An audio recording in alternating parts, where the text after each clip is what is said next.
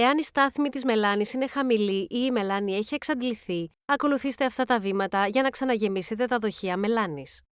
Ανοίξτε το κάλυμα του δοχείου μελάνης και αφαιρέστε το καπάκι από το δοχείο που ξαναγεμίζετε. Πάρτε τη φιάλη αναπλήρωσης. Μην ανακινείτε τη φιάλη. Στρίψτε το καπάκι και αφαιρέστε τη σφράγιση. Έπειτα τοποθετήστε ξανά το καπάκι. Ανοίξτε το καπάκι.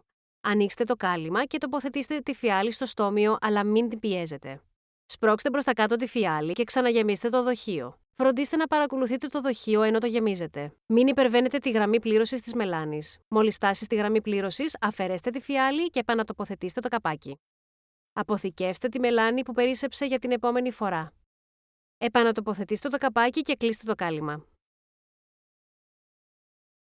Κάντε κλικ στην καρτέλα «Λίστες αναπαραγωγής» στο YouTube για να εντοπίσετε βίντεο της HP σε άλλες γλώσσες.